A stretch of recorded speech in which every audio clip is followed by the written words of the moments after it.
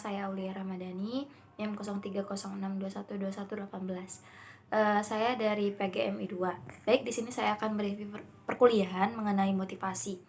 Adapun motivasi adalah dorongan bagi individu untuk melakukan sesuatu. Motivasi sering diartikan dalam Kamus Besar Bahasa Indonesia, yaitu bentuk dorongan yang muncul pada diri manusia secara sadar atau tidak sadar untuk melakukan suatu pekerjaan yang dituju. Di samping itu, motivasi juga diartikan sebagai bentuk usaha yang dilakukan seorang ataupun kelompok untuk melakukan pekerjaan yang ingin dicapai.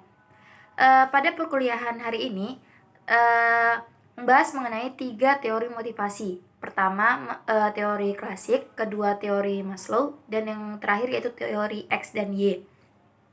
Pertama yaitu teori klasik. Teori motivasi klasik yang dikemukakan oleh Frederick Winslow Taylor mengemukakan bahwa motivasi pekerja hanya untuk memenuhi kebutuhan biologis. Nah, penerapan dalam teori klasik ini dalam pendidikan yaitu pertama untuk menciptakan lingkungan positif, seperti membangun kelas yang mendukung di mana siswa merasa didengar dan dihargai. Kemudian ada penghargaan dan pengakuan dengan memberikan penghargaan kepada siswa atas pencapaian akademis maupun non-akademis untuk meningkatkan motivasi di dalam diri mereka. Dan selanjutnya itu ada pelibatan siswa. Melibatkan siswa dalam pengambilan keputusan yang berkaitan dengan pembelajaran untuk meningkatkan rasa kepemilikan.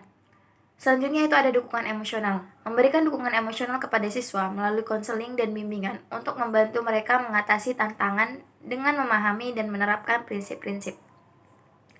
Selanjutnya itu ada teori Maslow. Teori Maslow ini adalah suatu pendekatan motivasi yang sangat relevan dalam konteks lembaga pendidikan. Teori ini menyatakan bahwa manusia memiliki 5 kebutuhan yang harus dipenuhi. Yang pertama yaitu ada fisiologis. Kebutuhan fisiologis yaitu kebutuhan dasar untuk bertahan hidup, seperti makanan, air, tempat tinggal, dan tempat tidur. Selanjutnya itu menyediakan fasilitas makan yang baik dan akses ke air bersih. Selanjutnya memastikan lingkungan belajar yang nyaman dan aman. Kemudian selanjutnya ada kebutuhan keamanan. Dan yang terakhir yaitu ada kebutuhan sosial atau kebutuhan cinta dan kepemilikan, seperti hubungan persahabatan, rasa memiliki, dan antar interaksi manusia yang baik. Dan yang selanjutnya itu teori X dan Y.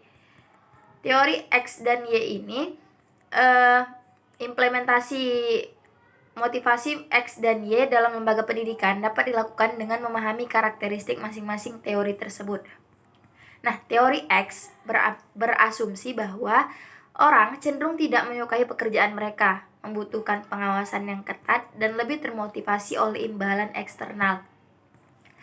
Contoh dalam penerapan dalam lembaga pendidikan yaitu menerapkan sistem pengawasan yang jelas untuk memastikan siswa mengikuti aturan dan menyelesaikan tugas. Kemudian imbalan eksternal contohnya memberikan penghargaan bagi siswa yang mencapai target tertentu, seperti beasiswa ataupun penghargaan akademis.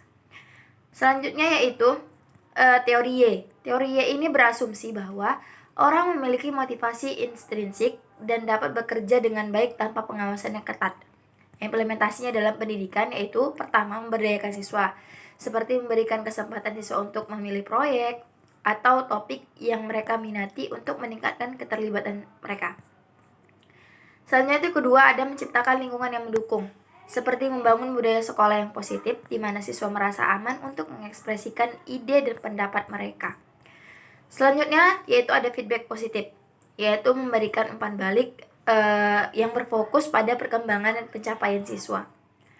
Dan yang terakhir yaitu ada keterlibatan guru. Keterlibatan guru ini digunakan pada saat pengambilan keputusan terkait kurikulum ataupun metode pengajaran untuk meningkatkan kepuasan mereka. Jadi kesimpulannya dari ketiga teori ini yaitu pertama, teori klasik ini termotivasi karena adanya hasil, misal seperti uang. Jika tidak ada hasil, maka orang yang menganut teori klasik ini tidak terdorong motivasinya untuk melakukan organisasi dalam dunia pendidikan. Selanjutnya itu teori Maslow. Teori Maslow ini beberapa faktor seperti dia merasa ketika dia mengikuti pendidikan, dia butuh akan pendidikan, misal gaji, Kemudian ada rasa aman, seperti ketika dia bekerja menjadi guru, dia merasa gaji tadi dapat memberikan kenyamanan bagi dirinya. Selanjutnya itu ingin bersosialisasi, dan yang terakhir yaitu aktualisasi terhadap dirinya. Dan yang terakhir ada teori X dan Y. Teori ini berbanding terbalik, di mana teori X ini karena ia bekerja atau ia mengajar karena adanya paksaan, seperti ingin mempunyai uang dan lain-lain. Sedangkan teori Y ini adalah kebalikannya, di mana seorang termotivasi untuk mengikuti organisasi atau mengajar di dalam lingkungan pendidikan secara sukarela. Sekian review perkuliahan saya hari ini. Assalamualaikum warahmatullahi wabarakatuh.